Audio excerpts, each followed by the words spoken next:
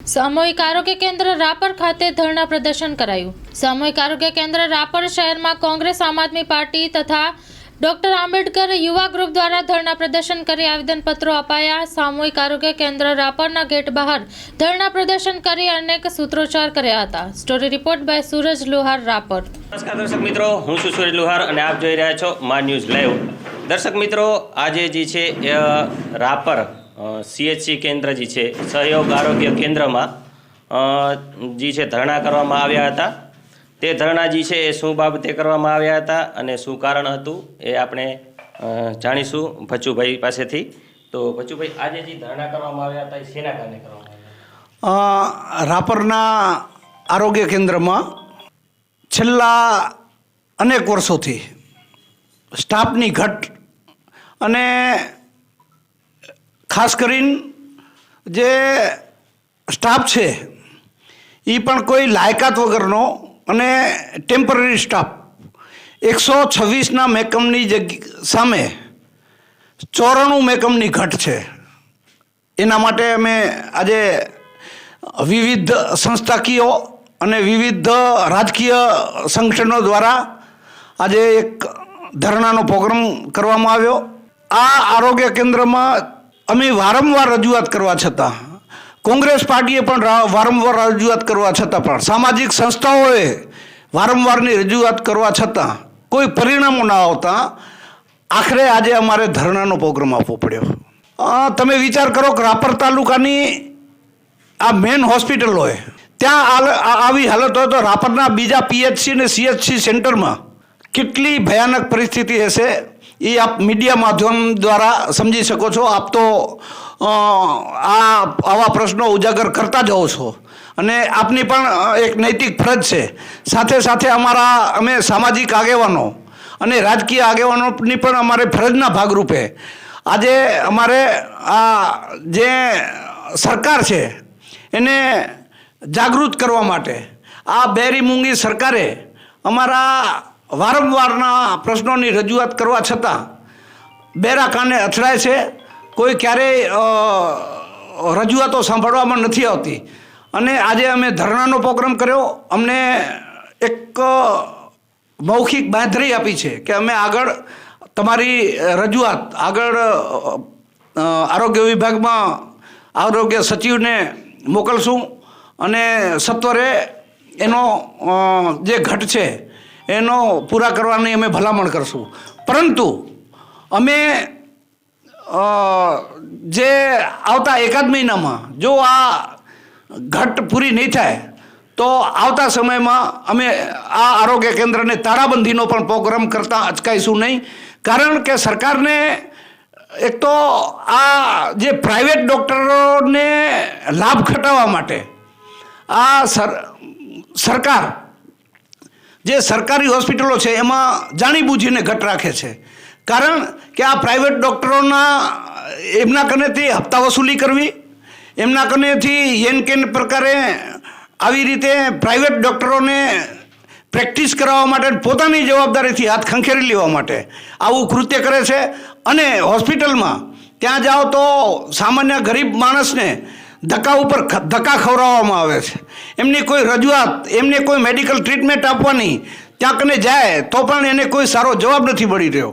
એટલે આ બધા વિષયોને લઈને અમે જે ધરણા કર્યા, આવતે મહિને જો અમારી રજૂઆતને કાને ધરવામાં નહીં આવે તો અમે ચોક્કસ ને ચોક્કસ તાળાબંધી કરીશું।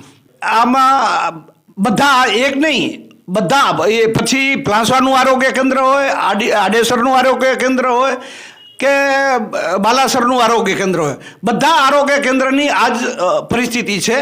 આપને જોઈએ તો મીડિયા માધ્યમ દ્વારા આપને કહેવા માગું છું કે જો આપણી ઓફિસે તમને બધો રિપોર્ટ અમે ત્યાંથી કઢાવ્યો તો રિપોર્ટ આપવાની પણ અમને આનાકાની કરે છે। પરંતુ અમારી પાસે સચોટ માહિતી છે કે હર આરોગ્ય કેન્દ્રમાં કમસે કમ 70થી 80% ઘટ છે। આ ઘટને બાબતે એ જ મારું કહેવાનું છે કે જો આવતા સમયમાં આ નહીં થાય તો અત્યારે રાપરમાં અમે ધરણા કર્યા છે એમ ગામે ગામના જે પણ આરોગ્ય કેન્દ્ર છે, ભીમાસર હોય, આડેસર હોય, પ્લાસવા હોય, બાલાસર હોય, આપણું સામખિયારીનો હોય, જે લાકડિયા હોય, જે પણ હોય એ બધા આરોગ્ય કેન્દ્રમાં અમે ધરણા પણ કરીશું ને તાળાબંધી પણ કરીશું. તો દર્શક મિત્રો, આ હતા ભજુભાઈ, જેમને જણાવ્યું કે રાપર તાલુકાની અંદર જે છે ઘણી હોસ્પિટલો આવેલ છે, પ્રાથમિક આરોગ્ય કેન્દ્ર, એની અંદર ઘણા આરોગ્ય કેન્દ્રની અંદર કે નહીં, પરંતુ એ એમ જણાવી રહ્યા છે કે લગભગ આરોગ્ય કેન્દ્રની અંદર 80% જેટલી જે છે એ સ્ટાફની ઘટ છે. આપણે અન્ય વ્યક્તિ પાસે પણ વાત કરીશું કે આ બાબતે એમનું પણ શું કહેવું છે. સૌપ્રથમ આપનું નામ જણાવશો. મારું નામ અશોકભાઈ રાઠોડ છે. હું રાપર શહેર કોંગ્રેસ સમિતિનો પ્રમુખ છું. આજે રાપરના સામૂહિક આરોગ્ય કેન્દ્ર ખાતે જે ધરણાનો પ્રોગ્રામ રાખવામાં આવ્યો હતો, કારણ કે આના પહેલાં અનેકો વખત જે સ્ટાફની ઘટ છે, આરોગ્યલક્ષી સુવિધાઓ ઉપલબ્ધ નથી, આરોગ્યને લગતા ઉપકરણો છે પણ એના ઓપરેટરો નથી. આ અનેકો વખત રજૂઆત કરી હતી ને છેલ્લા લગભગ 3 મહિના પહેલાં નીતિ આયોગના નાયબ નિયામક શ્રી જ્યારે અહીંયા રાપરની મુલાકાતે આવ્યા હતા ત્યારે એમની કને પણ રૂબરૂ જઈને હું પોતે ગયો ને ગામના બધા લોકો, જાહેર જનતા જઈને આ બધી બાબતે વાકેફ કરાયા હતા. એમને પણ એ વખતે આશ્વાસન આપ્યું હતું કે અમે બધું કરી દઈશું, પણ સામૂહિક આરોગ્ય કેન્દ્રની હાલત એવી ને એવી છે. અહીંયા જે એક ડૉક્ટર હંગામી ધોરણે હોય છે એ પણ ઇમરજન્સીના વખતે હાજર હોતા નથી. 108માં કોઈ વ્યક્તિને લઈ આવ્યા હોય તો 108વાળા પોતે ડૉક્ટરને ફોન કરે ત્યારે તો એ આવે છે, બાકી હાજરમાં હોતા નથી. જે સ્ટાફ છે એ બધો નવો સ્ટાફ છે. સ્ટાફની ઘટ જે કીધું કે જે હોવો જોઈએ સ્ટાફ એનાથી 60-70% સ્ટાફની ઘટ છે.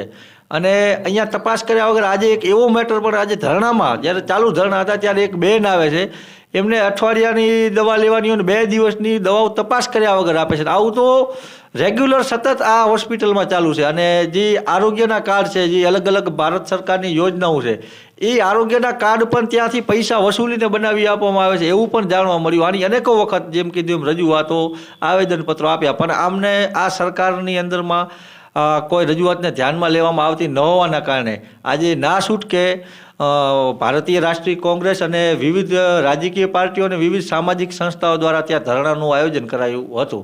અને આ માંગણીઓને લઈને આ સમગ્ર આયોજન હતું.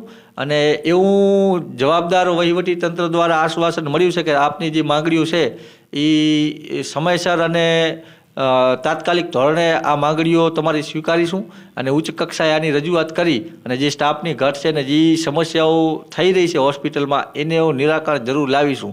પણ અમે આટલેથી અટકાઈ જવાના નથી.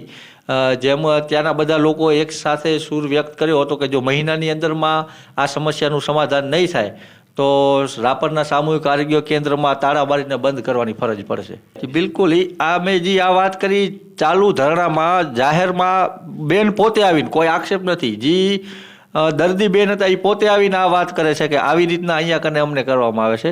અને ત્યાં એવી ઘટનાઓ બની છે કે આવી ઘોર બેદરકારી રાખતા ડૉક્ટરને કોઈ ઠપકો આપવા જાય તો એમની વિરુદ્ધ ડૉક્ટર પોલીસ સ્ટેશનમાં અરજી આપે છે. વિચાર કરો, ડૉક્ટર પોલીસમાં આવી ફરિયાદો આપે છે કે ડૉક્ટરોને હેરાન કરવામાં આવે છે, પણ ખરેખર ત્યાં દર્દીઓને હેરાન કરવામાં આવે છે. સામાન્ય બીમારીઓ હોય કે સામાન્ય અકસ્માતના ઘટનાઓ તો આ રાપરમાં અવારનવાર બનતી હોય છે. અકસ્માતમાં કોઈ એક માણસ એવું ન કહી શકે કે ફ્રેક્ચર જેવી ઈજાઓ હોય એની આ સામૂહિક આરોગ્ય કેન્દ્રમાં ટ્રીટમેન્ટ થયું, તરત એમને રિફર કરવામાં આવે છે. અને આ રાપર તાલુકો એક એવો તાલુકો છે કે અહીંયાના 80% લોકો ટકનું કરીને ખાય છે. એ આખો દિવસ કામે જાય ત્યારે સાંજે એમના ઘરે ચૂલો સળગે છે. આવી પરિસ્થિતિમાં લોકોને ભુજ અને કચ્છ બારે ધક્કા ખવડાવવા નાની મોટી સમસ્યાઓમાં, એટલે આ પરવડે નહીં અહીંયાના લોકોને. અને સરકારની જવાબદારી છે, આરોગ્ય એક લોકોની મૌલિક અધિકાર છે, મૌલિક સુવિધાઓ પૂરી પાડવી સરકારનો જવાબદાર છે.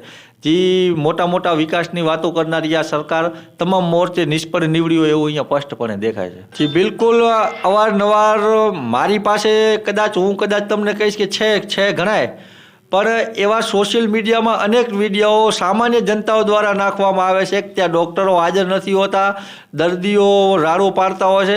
અને હમણાં જ 2 દિવસ પહેલાં પણ રાપરમાં એક મારામારીની ઘટના બની હતી, ત્યારે પણ ત્યાં અમુક લોકો એડમિટ થયા હતા, ત્યારે ડૉક્ટર હાજર નહોતા, ત્યારે પણ એક હોબાળો થયો હતો. 2 દિવસ પહેલાંની જ વાત છે. એમના પણ ઘણા બધા વિડીયો છે, એ પણ હું તમને વિઝ્યુઅલમાં આપી શકું છું. તો દર્શક મિત્રો, સહયોગ આરોગ્ય કેન્દ્રની છે એક ઘોર બેદરકારી જે છે એ એમના જણાવ્યા પ્રમાણે અહીંયા કને સામે આવી રહી છે. કેમેરામેન બાબુ આહિર સાથે હું સુરજ લુહાર, મા ન્યૂઝ લાઈવ રાપર.